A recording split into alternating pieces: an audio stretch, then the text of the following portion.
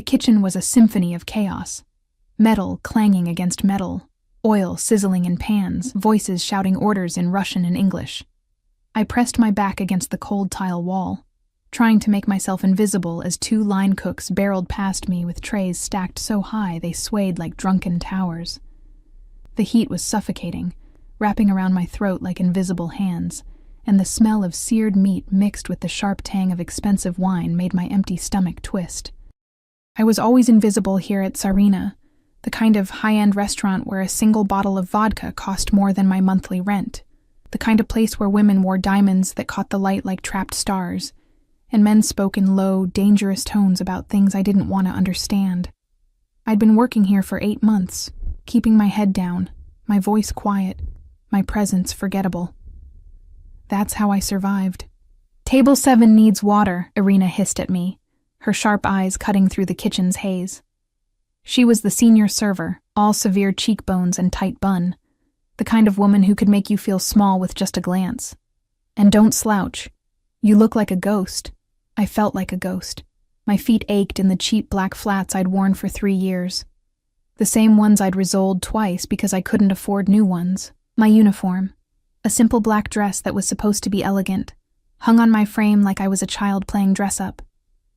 I'd lost weight I couldn't afford to lose, the kind that came from skipping meals and choosing between groceries and electricity. I grabbed the water pitcher, its crystal surface cold against my palms, and pushed through the double doors into the dining room.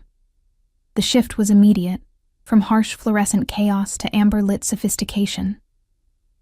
Candlelight flickered across white tablecloths. The murmur of conversation was punctuated by the delicate clink of silverware against porcelain.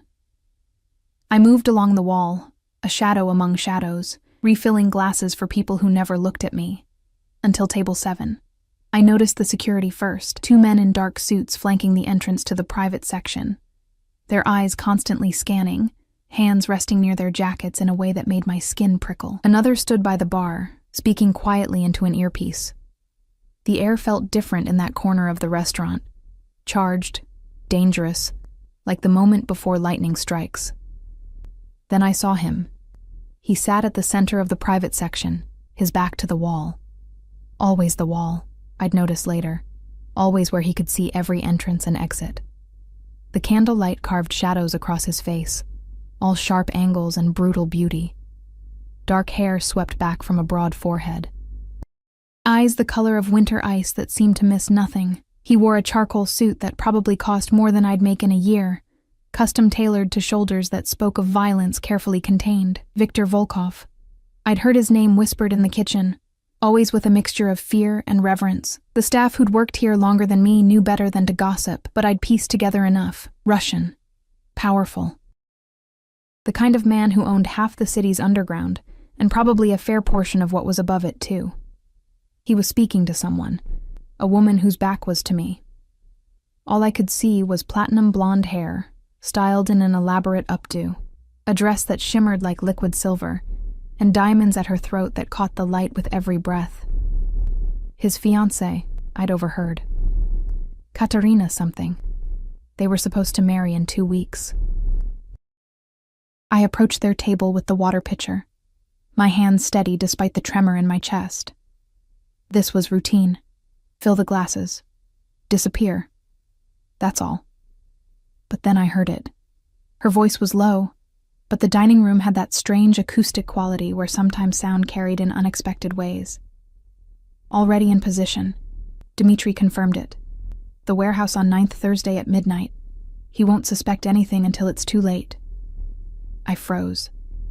My hand hovered over Victor's water glass, the pitcher suddenly weighing 1,000 pounds. She continued, her tone casual, as if discussing the weather. And the offshore accounts? Once he's dead, we'll need to move quickly. Dmitri thinks we have a 48-hour window before his brother realizes what's happened. The water pitcher trembled. A single drop fell, hitting the white tablecloth like blood on snow. Victor's eyes flicked to me, just for a second. And in that moment, I saw something that made my breath catch. Not anger, not even surprise. Just a vast, empty coldness, like staring into the heart of winter itself. I should have walked away, should have pretended I'd heard nothing. But something in his face, something resigned, something that looked almost like lonely acceptance. Made me do the stupidest thing I'd ever done in my life. My hand shook as I set down the water pitcher. From my apron pocket, I pulled out my order pad and pen. My fingers felt numb, clumsy, as I scrawled 4 words that would change everything. She's going to kill you. I tore off the page, folded it once, and as I reached to refill his glass, a movement I'd done thousands of times before, I let the note slip from my fingers onto the table beside his hand. For a heartbeat, nothing happened. Then his hand moved, palm covering the note, sliding it toward himself with the smooth, practiced motion of someone who'd received 1,000 secret messages in his lifetime. He didn't look at it, didn't look at me, just continued his conversation with Katerina as if nothing had happened, his voice a low rumble that spoke of expensive cognac and cigarette smoke. But I saw his jaw tighten, saw the almost imperceptible tension that suddenly lined his shoulders. I stepped back, my legs shaking so badly I was amazed they held me. What had I done?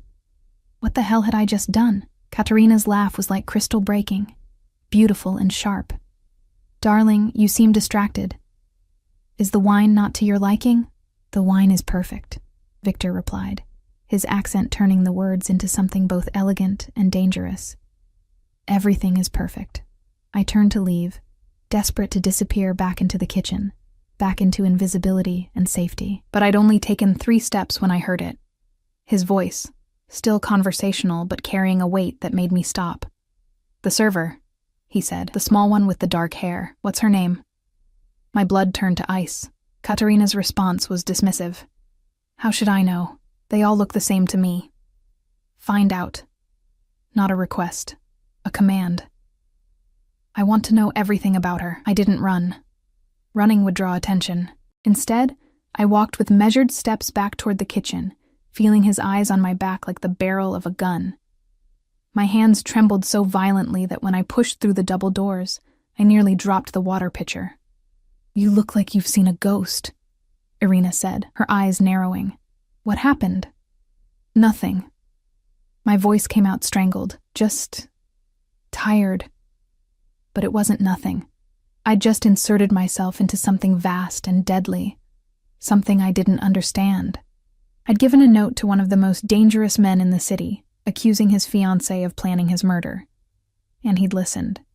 The rest of my shift passed in a blur of anxiety. Every time the kitchen doors opened, I flinched, expecting to see one of Victor's security team coming for me. Every whisper made my heart race.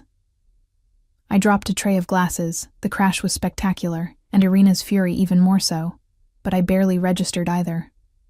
When midnight finally came and my shift ended, I grabbed my coat and headed for the employee exit.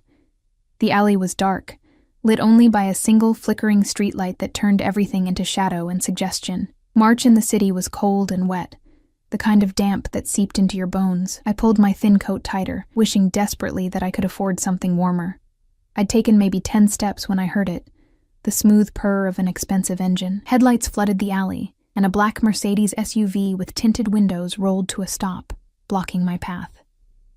My heart stopped. The back door opened, and Viktor Volkov stepped out. He was taller than I'd realized, well over 6 feet, with the kind of presence that made the alley feel suddenly smaller. In the dim light, his face was all shadows and hard edges, beautiful in the way that predators are beautiful, something you admire even as your instincts scream at you to run. "Get in the car," he said. His voice was calm, almost gentle, which somehow made it more terrifying. I have to get home. My bus, there is no bus." He took a step closer, and I could smell him now, expensive cologne, something dark and woody, mixed with cigarette smoke and leather. "You will get in the car, or my men will put you in the car. The choice is merely whether you walk or are carried." 2 more men materialized from the shadows, the security I'd seen at the restaurant. They didn't touch me, but their presence was a cage, boxing me in.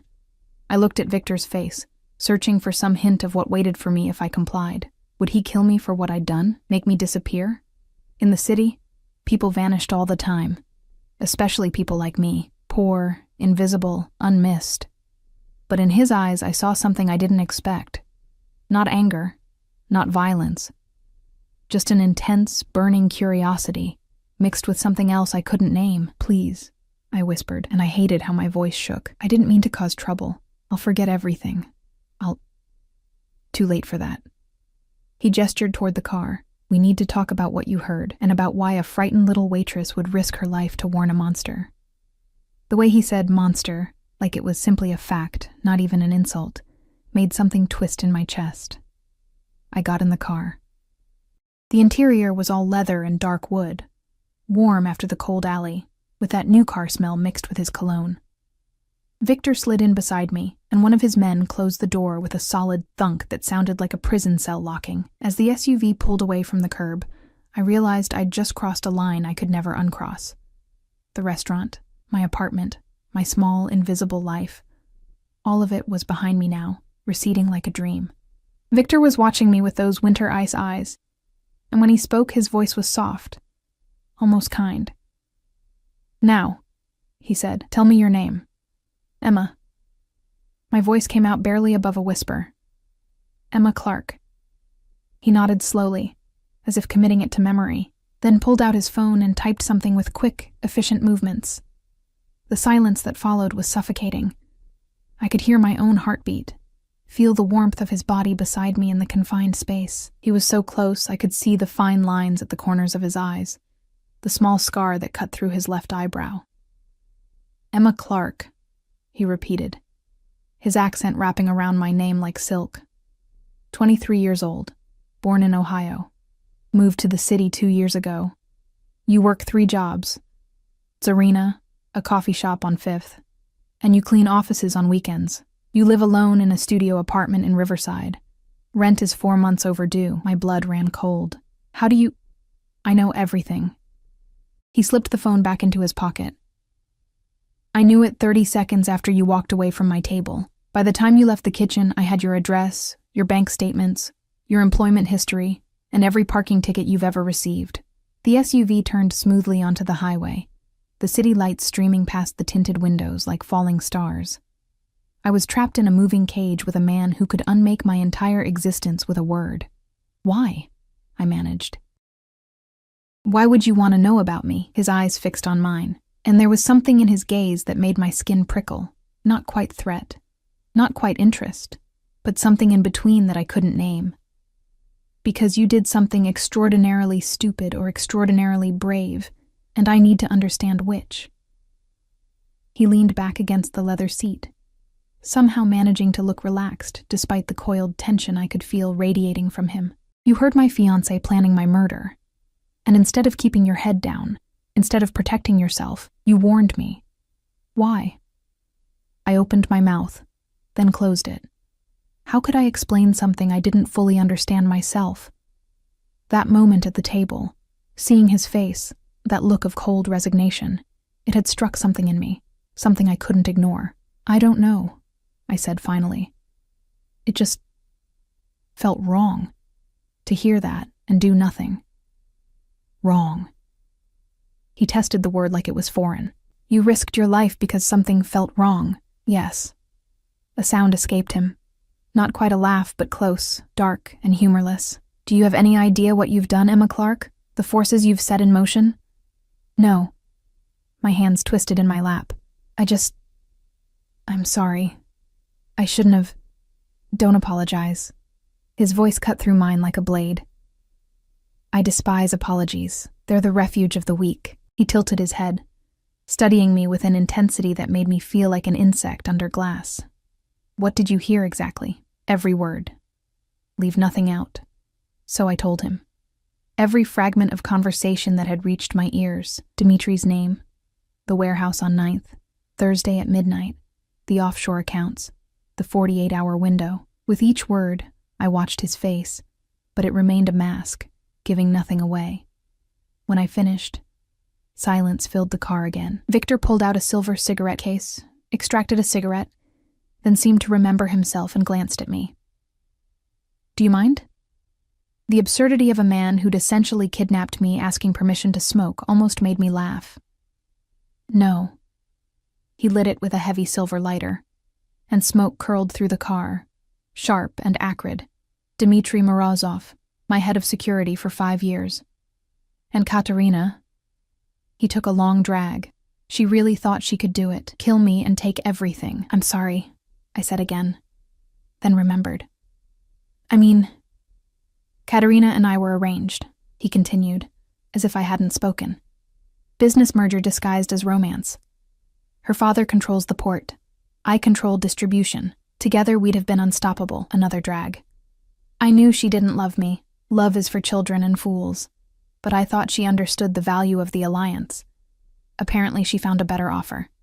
The SUV was slowing now. I looked out the window and realized we'd left the city entirely. Trees lined both sides of the road, their bare branches reaching toward the sky like skeletal fingers. Fear spiked through me, sharp and cold. Where are we going? Somewhere we can talk properly. He stubbed out his cigarette in the armrest ashtray. Somewhere no one can hear you scream. My breath caught. Are you going to kill me? He turned to look at me then, really look at me, and something flickered in his eyes. Surprise, maybe, or amusement. If I wanted you dead, Emma, you would have died in that alley, quick, painless, and your body would never be found. He said it so matter-of-factly, like discussing the weather. No, I'm not going to kill you. But I need to understand something first. What? Whether you're incredibly naive or working for someone. Working for... Indignation cut through my fear. I'm a waitress. I don't work for anyone except restaurants and cleaning companies. People lie. He shrugged. People are bought. People have hidden motivations. You could be FSB, CIA, or working for one of my competitors. A pretty, helpless girl is the perfect spy. No one suspects. Everyone underestimates. I'm not a spy. My voice rose, echoing in the car. I don't even know what FSB means. I just heard something terrible and I couldn't let it happen without trying to warn you. Why not? He leaned forward, suddenly intense. Why risk yourself for a stranger? A criminal? A monster, as you Americans like to call men like me? Because... I struggled for words. Because everyone deserves to know if someone's going to betray them. Even monsters. Maybe especially monsters, because who else would tell you? The silence that followed felt different. Heavier. Interesting, he murmured finally. Then louder, to the driver, the estate. We drove for another 20 minutes. The trees grew denser, the road narrower. Finally, we turned onto a private drive that wound through what seemed like miles of forest before emerging at a massive iron gate. Security cameras tracked our progress. The gate swung open silently. The house beyond was enormous. More mansion than house, really. 3 stories of stone and glass, lit from within like a jewel box. Manicured lawns stretched in every direction, and I could see what looked like a separate building in the distance, probably housing for security or staff. The SUV stopped in front of the main entrance, where 2 more men in suits waited. Victor got out first, then extended his hand to me. I stared at it for a moment. Broad palm, long fingers, a simple platinum watch at his wrist worth more than everything I owned combined. I took his hand. His grip was firm, warm, and when I stepped out onto the gravel drive, my legs nearly buckled. He steadied me with his other hand at my elbow. Easy, he said. You're safe here. Safer than anywhere else in the world, actually. This estate has security that would make the Pentagon jealous. That wasn't as reassuring as he seemed to think it was. Inside, the house was a study in elegant minimalism. High ceilings, dark wood floors, white walls hung with what I suspected was very expensive art. Everything was clean, ordered, precise, the kind of place where you were afraid to touch anything.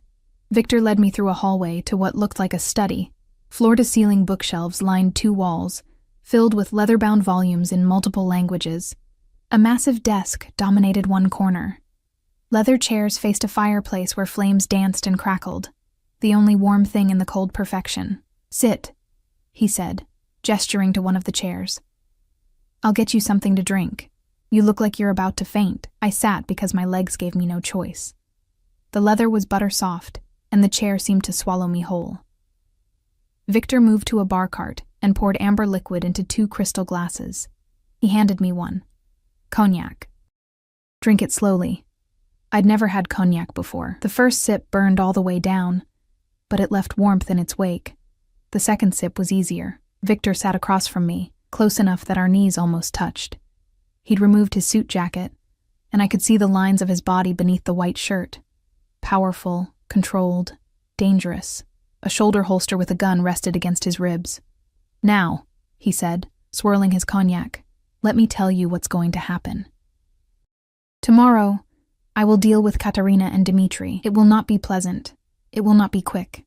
But it will be thorough." I swallowed hard.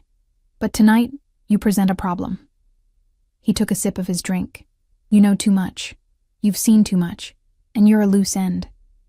My hands tightened on the glass. "I won't tell anyone. I swear.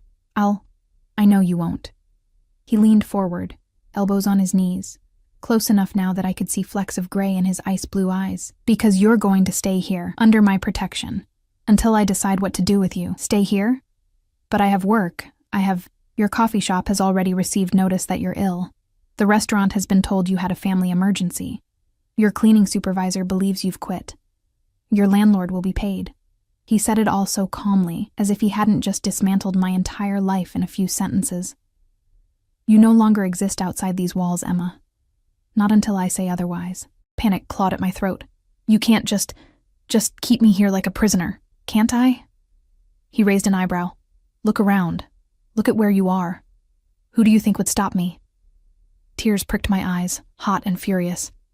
"This is insane. You're insane. I tried to help you." "I know." His voice softened fractionally. "And I am helping you.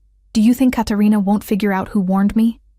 Do you think she won't come looking for the waitress who ruined her plans? Here, you're protected.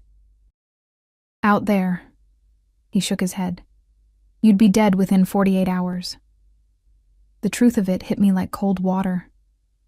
I'd been so focused on warning him, I hadn't thought about the consequences, about what happens to people who interfere in the business of the powerful. "How long?" I whispered. "As long as it takes." He stood, draining his cognac.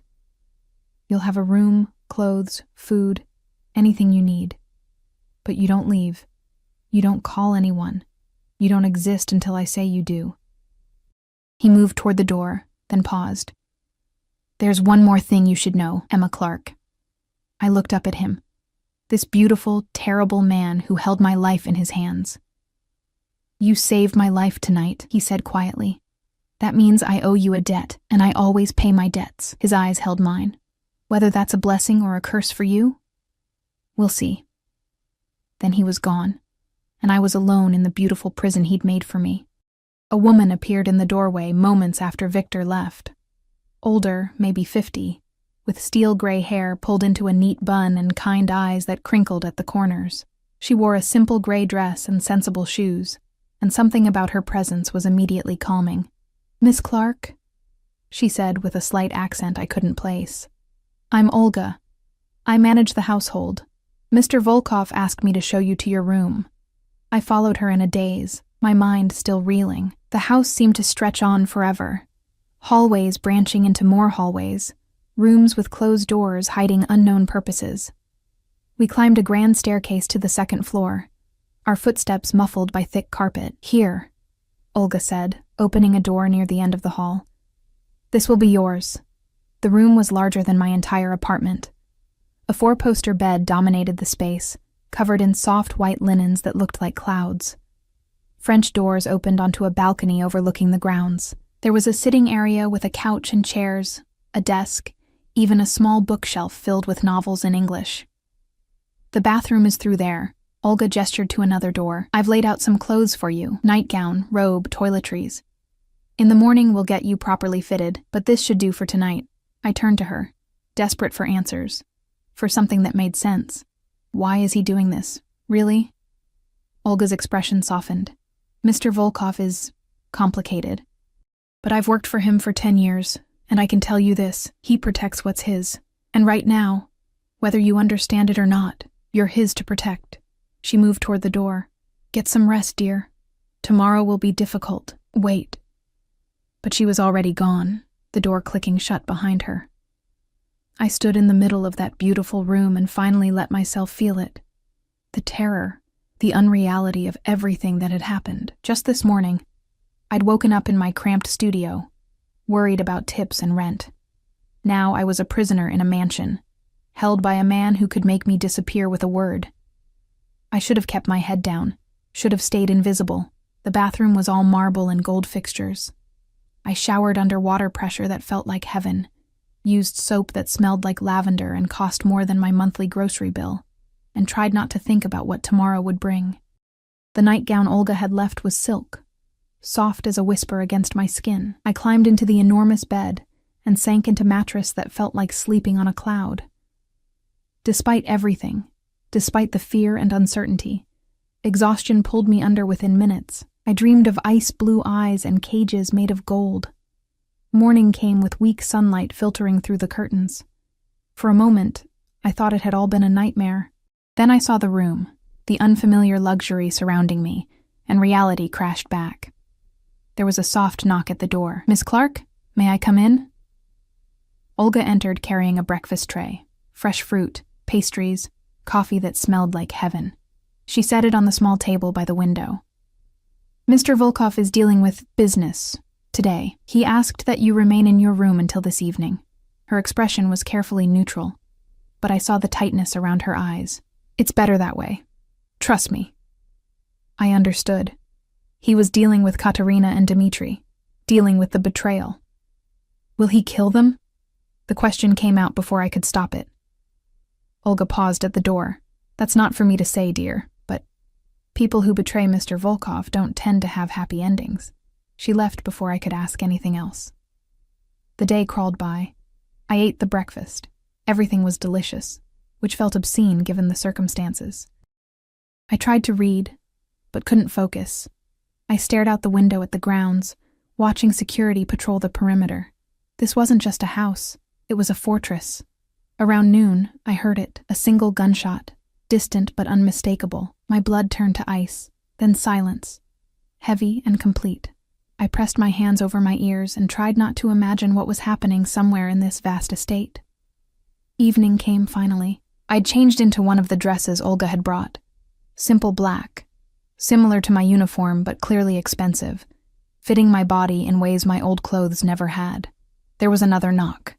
"Mr. Volkov requests your presence for dinner," Olga said. My stomach twisted. "Do I have a choice?" Her expression was answer enough. I followed her downstairs to a formal dining room. A table that could seat 20 held settings for two, one at each end. Candles flickered. Classical music played softly from hidden speakers. It was beautiful and surreal and terrifying. Victor was already there, standing by the window with a glass of vodka. He'd changed into dark slacks and a black shirt. Sleeves rolled to his elbows. He looked tired, I realized. Older, there were shadows under his eyes that hadn't been there last night. "Emma." He gestured to the chair at the opposite end of the table. "Sit. Please." I sat, my hands clenched in my lap. Servers appeared. More staff I hadn't seen, laying out course after course. Soup, salad, some kind of fish that melted on the tongue. All of it prepared by what was clearly a professional chef. We ate in silence for several minutes. I could barely taste anything, too aware of him watching me, of the weight of unspoken things hanging between us. Finally, he set down his fork. "It's done." I looked up, meeting those ice-blue eyes. "Katerina?" "Gone. She's on a plane to Moscow as we speak, stripped of everything, money, status, protection. Her father has disowned her. By this time next week, she'll be working in a factory if she's lucky. If she's not..." He shrugged. "The people she betrayed me to don't appreciate failure. And Dmitri?" His expression didn't change. "Dmitri won't be a problem for anyone ever again." The single gunshot I'd heard. I swallowed hard, pushing away my plate. "Does that disturb you?" Victor asked. "The violence? The finality?" "Yes," I said honestly. "But I also understand that your world operates by different rules than mine." "My world." He leaned back in his chair, studying me. "You say that as if you're not in it now. But you are, Emma. The moment you slipped me that note, you stepped into my world. There's no stepping back out. So I'm a prisoner forever. That's my reward for saving your life." Something flickered in his eyes, anger, maybe, or frustration. "You're not a prisoner." You're protected. There's a difference. Is there? I stood, my chair scraping against the floor. Months of exhaustion, of fear, of struggling and failing and being invisible suddenly boiled over. You've taken my life, my freedom, my choices. You've locked me in a golden cage and told me it's for my own good. How is that different from a prison? He stood too, and suddenly the vast dining room felt very small, because prisoners don't have options, and I'm about to give you one. I waited, heart pounding. You can leave. He said it flatly without emotion. Tomorrow morning, I'll have you driven back to the city. I'll give you enough money to start over somewhere else. New city, new identity, everything you need. You'll be safe, hidden, free. Hope surged through me, bright and desperate. Really? Really. He moved around the table, approaching me slowly, like approaching a frightened animal. But there's a second option. He was close now. Close enough that I could smell his cologne, see the pulse beating in his throat. Close enough that I had to tilt my head back to meet his eyes. You stay, he said softly. You stay here with me, under my protection, not as a prisoner, as something else. What else? My voice came out breathless. I don't know yet. His hand reached up and I flinched, but he only tucked a strand of hair behind my ear, his touch surprisingly gentle. But last night, when you warned me, when you risked yourself for a stranger, you did something no one has done in a very long time. You saw me as human, not as a monster, not as a tool to be used, just human. His fingers trailed down my cheek, and I couldn't move, couldn't breathe. I'm tired, Emma, he whispered. Tired of betrayal and lies and people who see me as nothing but power and money. You looked at me and saw someone worth saving. And He stopped, jaw tightening. I want to understand why. I want to know what makes someone like you exist in a world like this. That's not a reason to keep me here, I managed. No. His hand dropped. But this is. I want you to stay. Not because I'm forcing you, because you choose it. Choose me. The absurdity of it struck me. This man, this dangerous, violent, powerful man, was asking, not commanding, offering choice instead of demands. Why would I choose this? I asked. Choose you? Because out there, you're invisible. A ghost working 3 jobs, drowning in debt, disappearing a little more each day. Here. His eyes held mine. Here, you're seen, protected, valued. You'll want for nothing. You'll never be invisible again, except I'll be a possession, a kept woman. Is that worse than being nothing? He didn't say it cruelly, just honestly. At least here, you exist. I wanted to argue, to tell him he was wrong. But part of me, a shameful, desperate part, recognized the truth in his words. I had been disappearing, drowning, becoming less and less until I was hardly a person anymore. I need to think, I said finally. You have until morning. He stepped back, giving me space. Olga will show you back to your room. The house is yours to explore, everywhere except the East Wing. That's business. And business is something you don't want to see. I nodded numbly and left, feeling his eyes on me the entire way. That night, I couldn't sleep. I paced my room, weighing my options. Freedom meant starting over with nothing, alone, always looking over my shoulder. Staying meant safety, luxury, but belonging to someone else. Around midnight, I heard footsteps in the hallway. They paused outside my door. Emma? Victor's voice muffled by wood. Are you awake? I opened the door. He stood there in pajama pants and a t-shirt, looking more human than I'd ever seen him, vulnerable almost. I can't sleep, he admitted. Kept thinking about what you must think of me. What I am. What are you? I asked. He laughed, but there was no humor in it. A monster who met an angel and doesn't want to let her go. He ran a hand through his hair. I've done terrible things, Emma.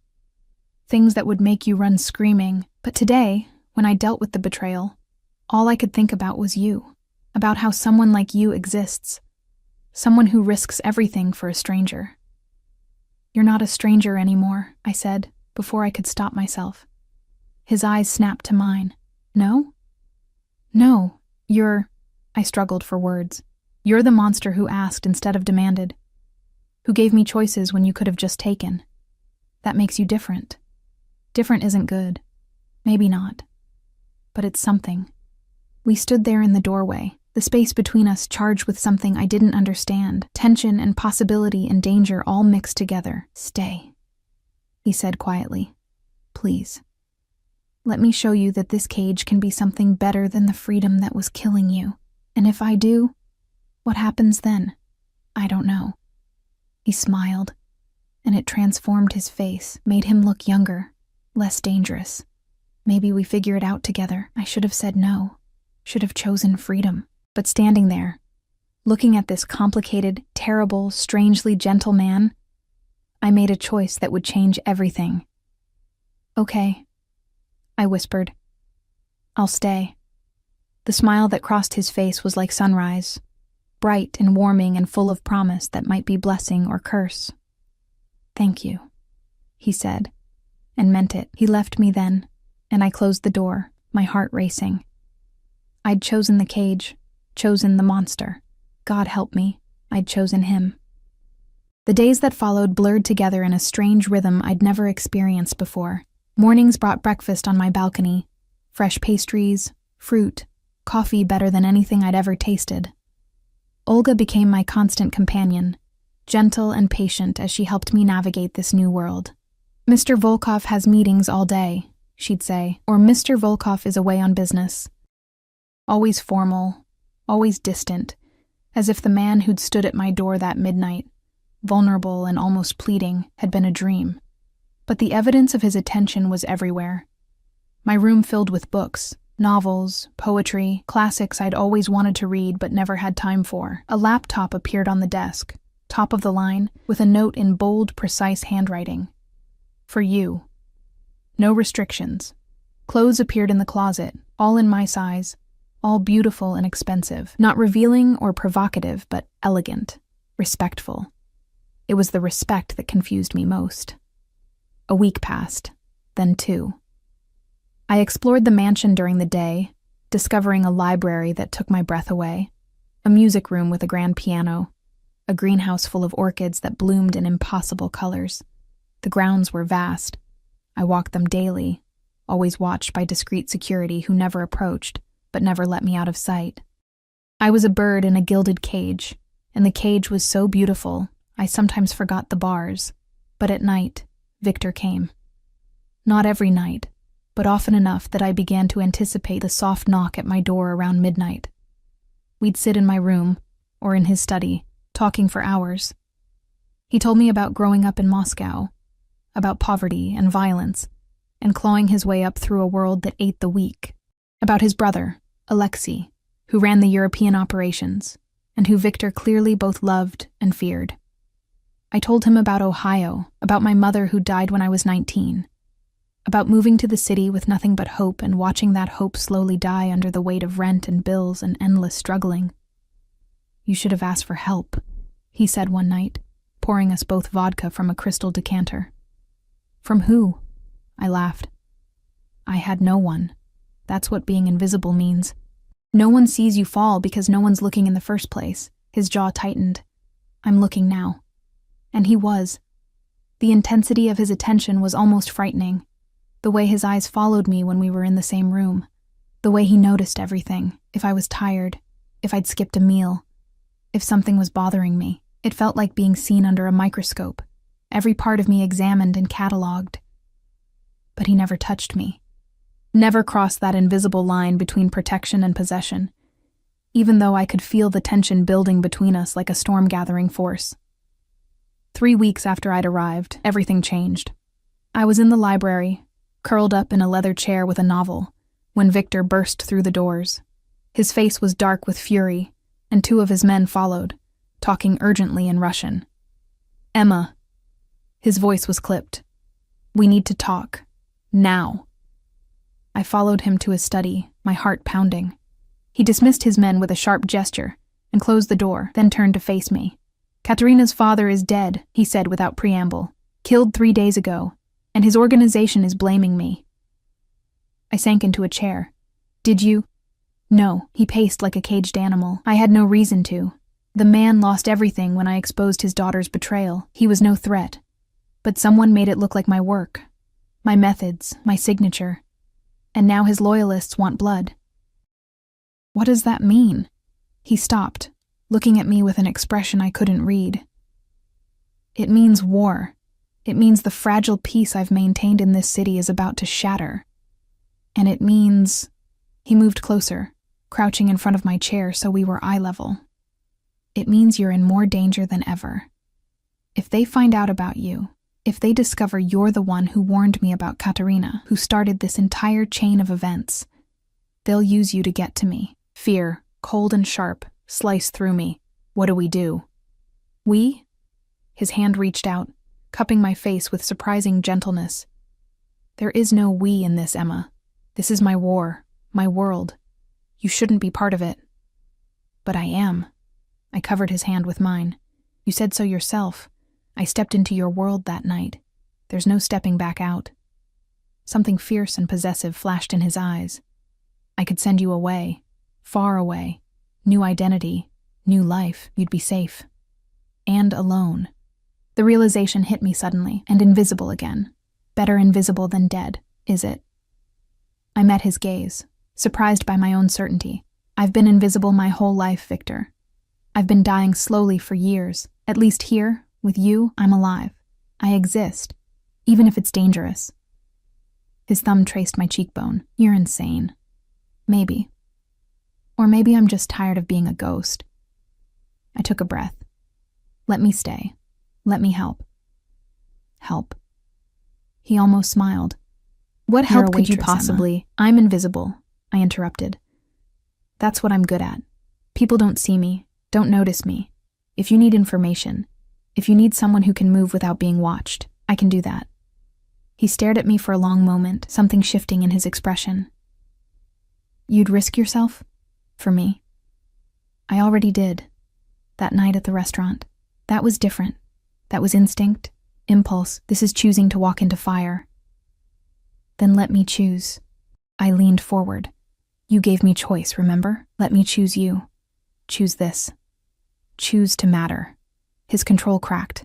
He pulled me from the chair and kissed me. It wasn't gentle. It was desperate, possessive, a claiming and a question all at once. His hands tangled in my hair, and I gasped against his mouth, my fingers clutching his shirt. Heat flooded through me, burning away fear and doubt, and every rational thought. When he pulled back, we were both breathing hard. Emma. My name was a groan. You don't know what you're asking for. So, show me. I was trembling, but not with fear. Show me what I'm choosing. He kissed me again, slower this time, thorough and devastating. Then he pressed his forehead to mine. If you stay, if you truly choose this, there's no going back. You'll be mine. Under my protection, yes. But also, mine. In every way. Can you accept that? The possessiveness should have scared me. Maybe a month ago it would have, but I'd spent 3 weeks watching this man, learning him, seeing past the monster to the human underneath. The man who read poetry in Russian when he thought no one was listening, who paid the hospital bills for his injured men and their families, who'd given me choice when he could have simply taken. Yes, I whispered. His smile was fierce and beautiful and terrifying. Then you're mine, and I protect what's mine. The next week was a whirlwind. Victor's world, which I'd only glimpsed before, opened fully. I attended meetings, silent, invisible, but listening, learning. I watched him navigate the complex web of alliances and threats, saw the strategic mind behind the dangerous exterior. And I saw the violence too, not directly. He kept me away from that. But in the aftermath.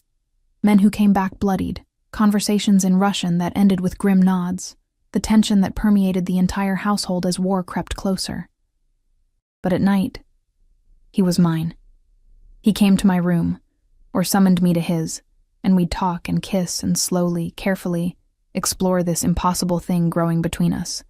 He was surprisingly patient, never pushing, always asking, as if I were something precious that might break.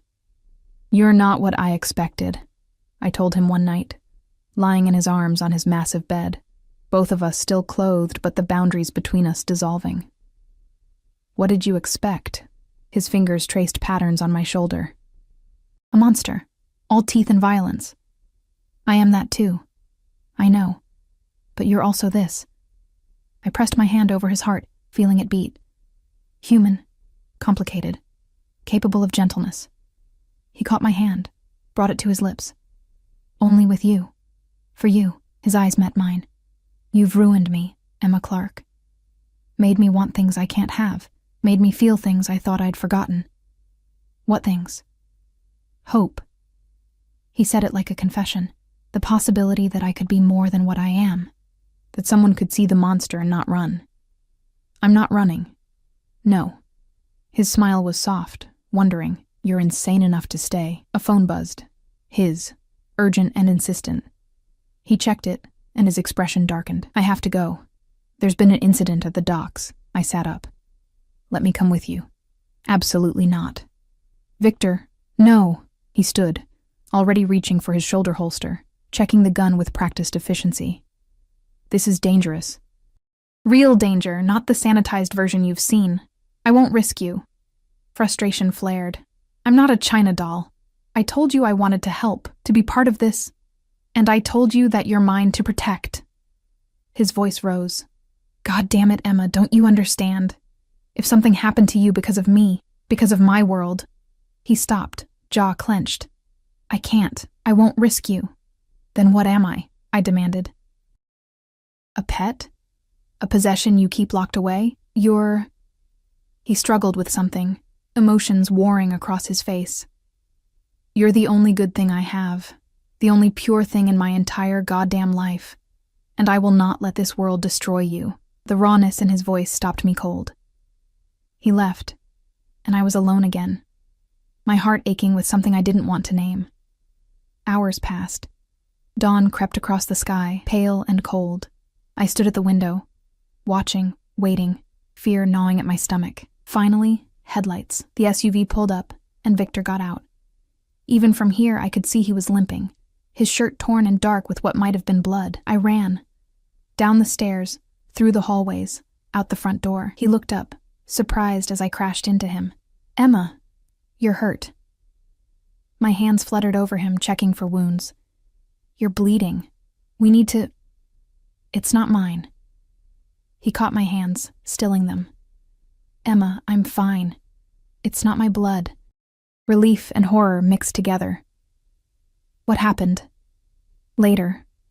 He pulled me close, burying his face in my hair. Right now, I just need... He breathed in deeply. You. I need you. We stood there in the early morning light, clinging to each other, and I realized the truth that had been building for weeks. I loved him. This dangerous, violent, impossible man. I loved him. God help me, I loved him. Victor wouldn't talk about what happened at the docks. Not that morning, when Olga fussed over the cuts on his knuckles and the bruise blooming across his ribs. Not that afternoon, when he disappeared into his study with his top men for hours. And not that evening, when he finally emerged, looking exhausted and older than his 34 years. It's handled, was all he said, pouring himself 3 fingers of vodka and downing it in one swallow. I wanted to push, to demand answers, but the shadows in his eyes stopped me. Instead, I did something I'd never done before. I crossed the study, took the glass from his hand, and kissed him. Soft and slow, offering comfort instead of demanding it. His arms came around me immediately, pulling me close. Stay with me tonight, he murmured against my lips. Not in your room, in mine. His voice cracked slightly. I need to know you're safe, that you're real. So I stayed. His bedroom was masculine and sparse. Dark wood, white linens, nothing unnecessary.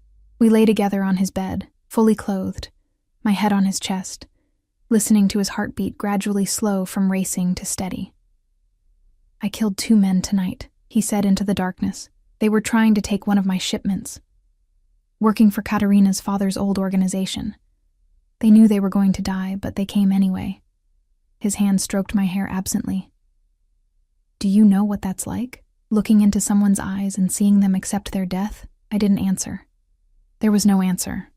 I've done it hundreds of times, maybe thousands.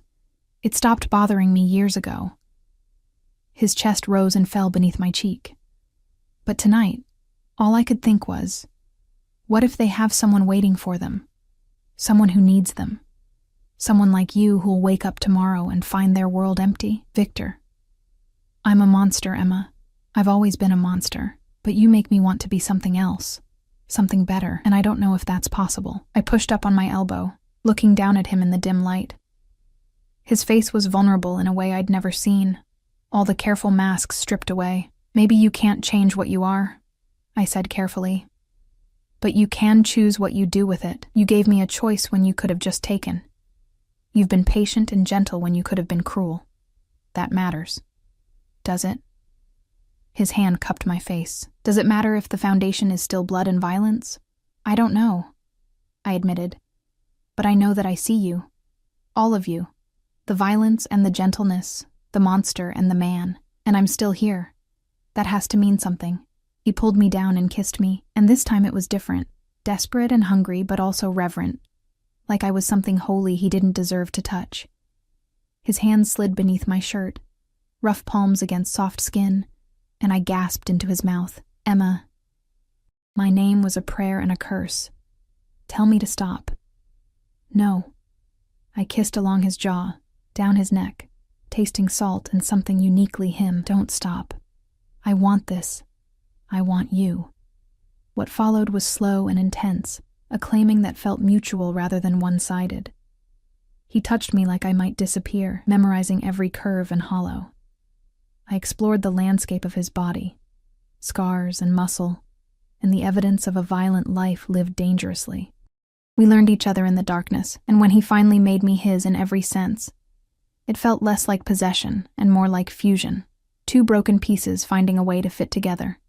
Afterwards, tangled in his sheets with dawn creeping through the windows, he held me close and whispered, I love you. The words hung in the air between us, impossible and true.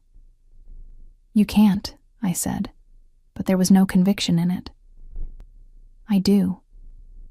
His lips brushed my temple. I've loved you since that night in the alley when you looked at me like I was a man instead of a monster, when you chose to get in the car instead of running.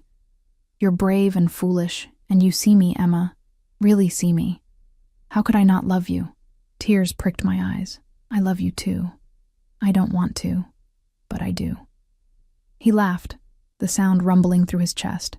What a pair we make. The monster and the angel, neither of us smart enough to walk away. We lay there as morning came, and for a brief moment, everything felt possible. Reality crashed back that afternoon. I was in the library when Victor's brother Alexei arrived from Moscow. I heard the commotion, raised voices, multiple cars, the controlled chaos that surrounded important arrivals. Curious, I moved to the window and watched a convoy of black SUVs disgorge men in expensive suits. And then Alexei himself emerged. He looked like Victor, same height, same broad shoulders, same sharp features. But where Victor was winter ice, Alexei was fire.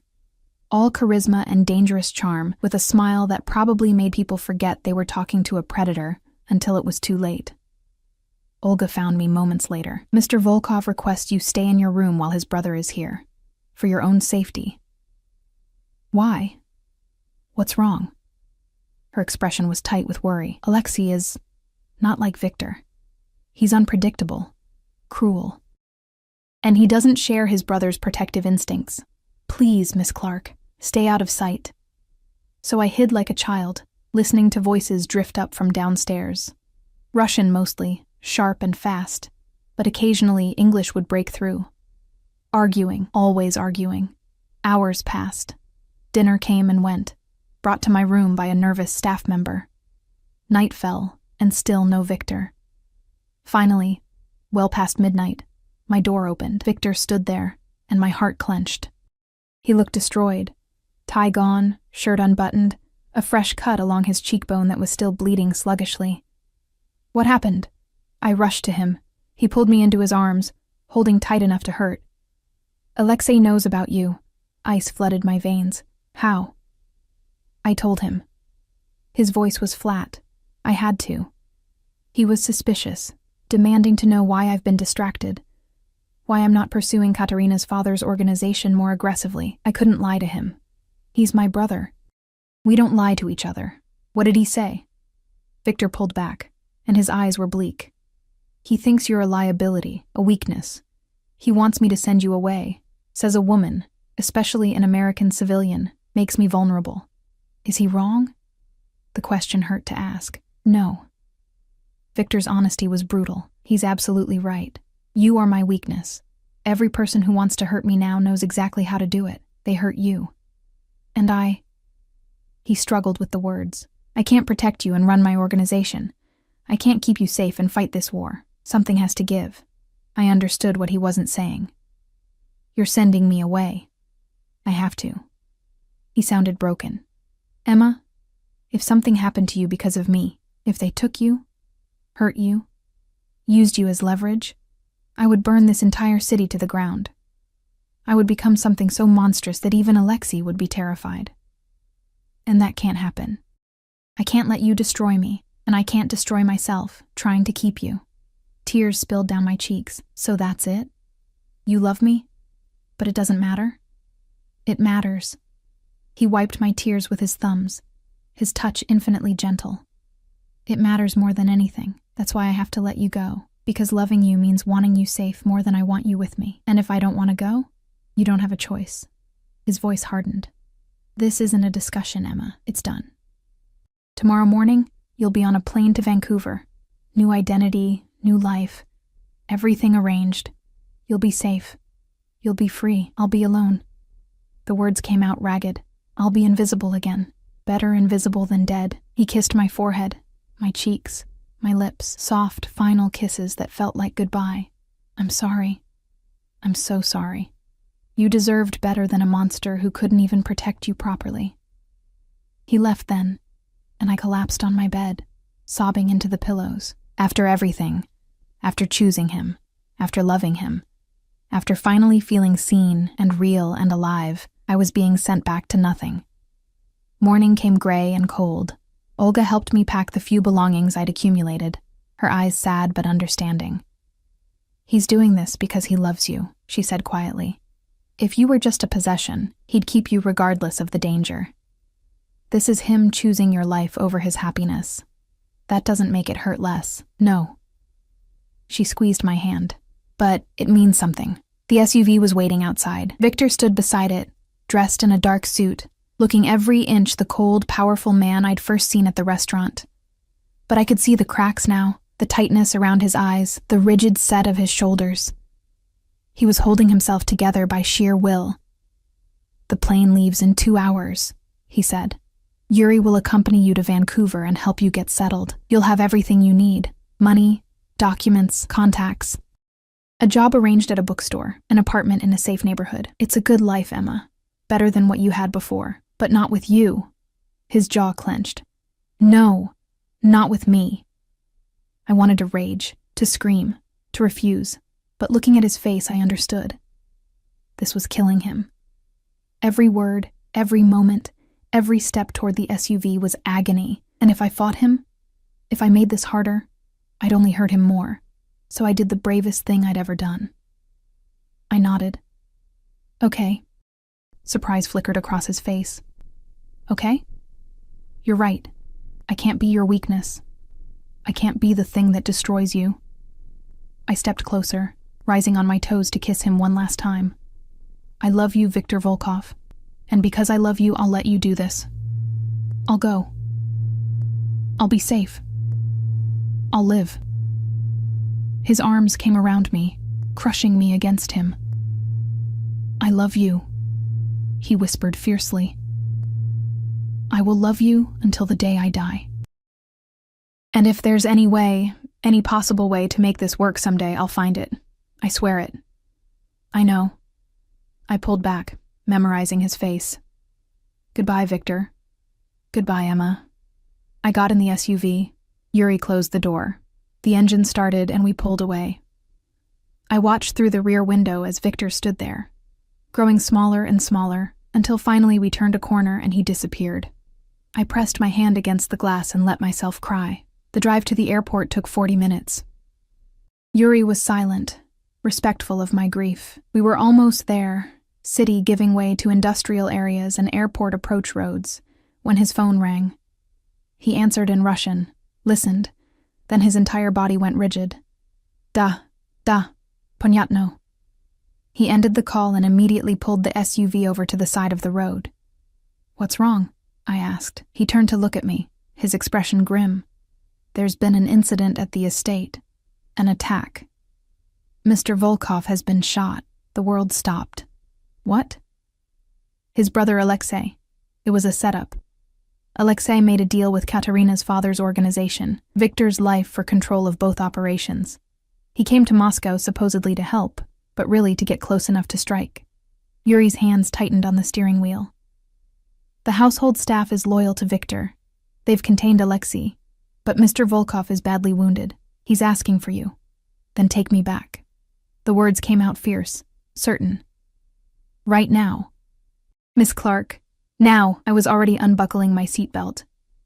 He's dying and he's asking for me. I don't care about the danger or the war or any of it. Take me back or I'll walk. Yuri studied me for a long moment, then nodded. He executed a sharp U-turn, and we raced back toward the estate, sirens wailing as Yuri called ahead. The drive back felt eternal. Every minute was agony, images flooding my mind, Victor bleeding, dying, alone. Calling for me while I raced toward Vancouver and safety and a life without him. Finally, the estate gates. They stood open, security waving us through. The SUV screeched to a halt in front of the mansion, and I was out before it fully stopped, running for the entrance. Olga met me in the foyer, her face streaked with tears. Upstairs, the master bedroom. The doctor is with him. I ran, taking stairs 2 at a time, my heart pounding so hard I thought it might burst. Down the hallway, men in suits standing guard, their expressions grave. They parted to let me through. The bedroom was chaos, a doctor and 2 nurses working frantically. Medical equipment everywhere, blood staining the white sheets. And in the center of it all, Victor, his face pale as death, oxygen mask over his mouth. Emma. He saw me, and despite everything, he smiled. He reached up with a shaking hand to pull the oxygen mask aside. You came back. I crashed to my knees beside the bed, grabbing his hand. Of course I came back, you idiot. Did you really think I'd leave you? Hoped you would. Safer. His words were slurred, weak. Alexei, didn't expect him to, should have known. Don't talk. I kissed his knuckles, tasted salt from my own tears. Save your strength. You're going to be fine.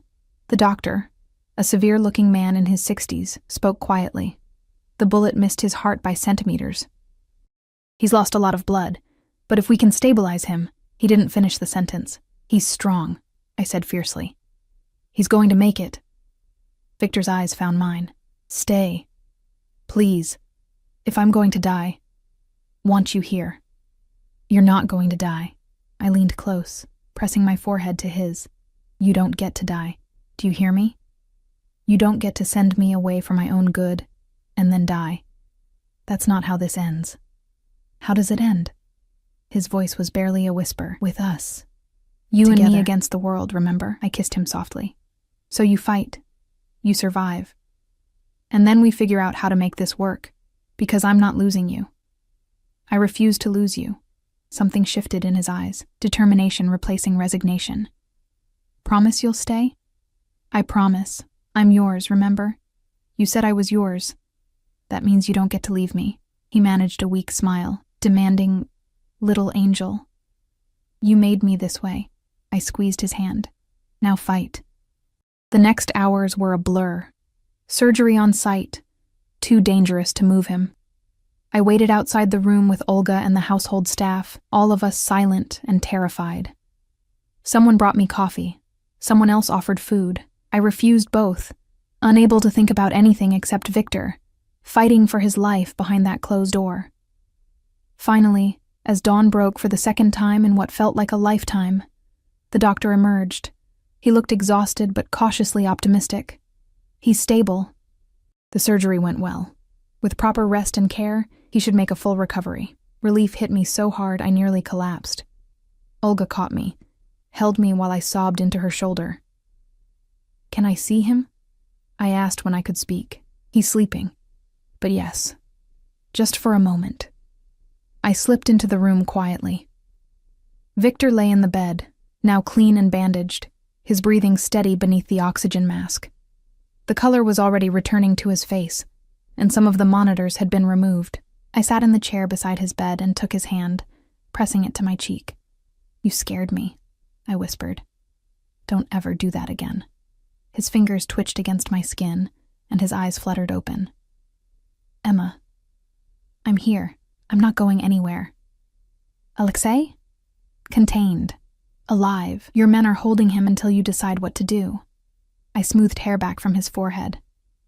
"But that's tomorrow's problem. Right now, you need to rest." "You stayed."